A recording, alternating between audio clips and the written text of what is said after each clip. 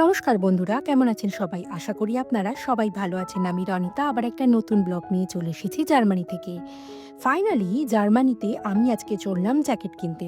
আর এই ভিডিওটা আমি করেছি একদম জানুয়ারি মাসের শেষ সপ্তাহে।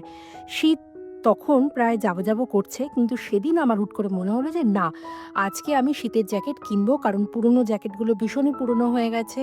আর নতুন বাড়িতে যখন যাব তাহলে আর পুরনো জ্যাকেটগুলো আর নিয়ে যাব না। তো আজকে চললাম আমি নতুন জ্যাকেট কিনতে। হ্যাঁ, আর কেমন জ্যাকেট নিলাম আর কেমন কি দাম ইত্যাদি সব কিছু নিয়ে আজকের এই ব্লগে থাকবে। তাহলে চলুন বেশি দেরি না করে শুরু করা যাক আজকে আমার এই ব্লগ।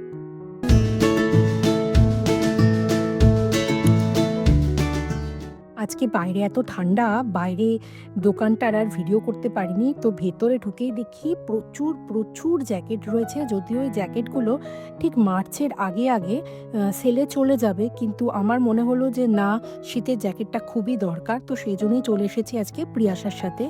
আর এখানে দেখছি এই জ্যাকেটের যে কাপড়ের যে জিনিসটা সেটারই একটা ব্যাগ রয়েছে, দেখতে খুবই সুন্দর।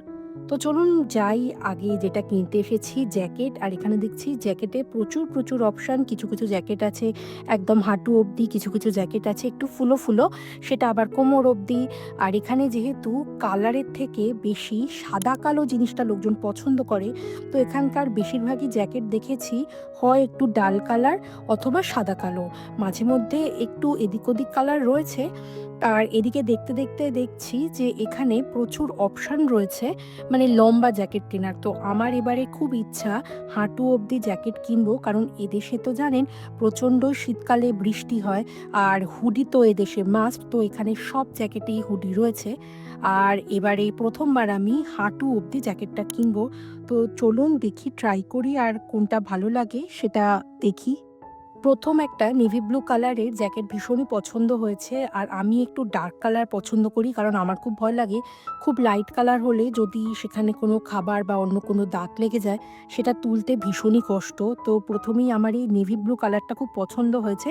এটা কিন্তু বেশ হাঁটু অবধি রয়েছে, আর এটা ট্রাই করছি।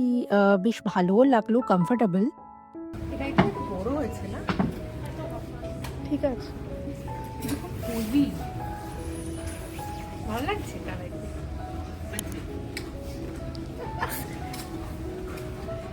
এটা ভালো কিন্তু হ্যাঁ দাম। হ্যাঁ, এটা নেই, এটা কালারটাও ডিপ আছে। আসলে শীতের জ্যাকেটগুলোর বেশ দাম বেশি। তো মনে হলো ওই একটা দেখেই কিনে নেবো। আর আপনারা তো জানেন মেয়েরা একটু খুঁতখুঁতে হয়। তো মনে হলো আরেকটা জ্যাকেট একটু ট্রাই করে দেখি, যদি এই জ্যাকেটটা একটু ভালো লাগতে পারে। তো এই জ্যাকেটটাও বেশ ভালো লাগলো, আনকমন কালার একদমই বলতে পারেন। একদম ডার্ক কালারের শ্যাওলা কালার। আই থিঙ্ক আমি ঠিকই বলেছি, বলুন এটা ডার্ক কালারেরই শ্যাওলা কালার। তো এইটা পরতে গিয়ে আমার একটুখানি অসুবিধা হচ্ছিলো, যেহেতু এটা হাঁটু অবধি, তো চেনটা টানতে একটু অসুবিধা হচ্ছিল।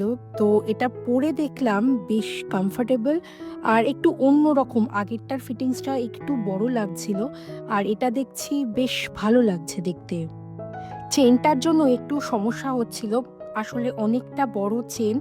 আর এটা আমি একটা সাইজ বড় নিয়েছি, সেই জন্য চেনটা না ভীষণ ভেতরের কাপড়ের সাথে আটকে যাচ্ছে, তো একটু প্রবলেম হচ্ছে।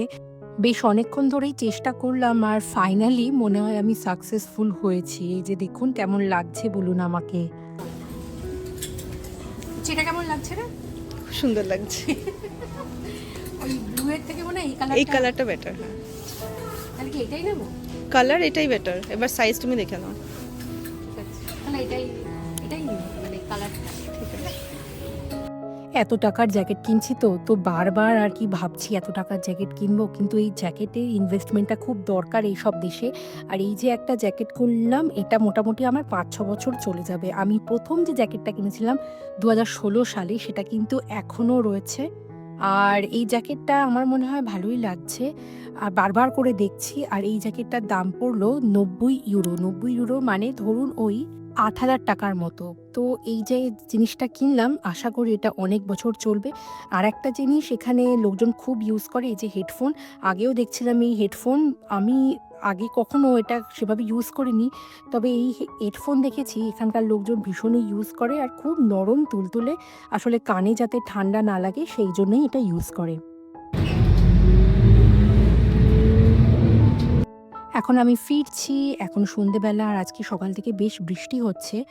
আর বাড়ি ফেরার সময় মনে হচ্ছে একটুখানি টার্কিশ দোকানে যাব, যে দোকানের আমি ভিডিও শেয়ার করেছি যে এখানে শীতকালীন কেমন শাকসবজি পাওয়া যায়। তো সেই ভিডিও আপনারা দেখে নিতে পারেন, সেই দোকানেই যাব। আর আজকে শাকসবজি নেওয়ার তেমন কিছু নেই, বাড়িতে সবই রয়েছে। আমি আজকে যাব একটু মাছ কিনতে।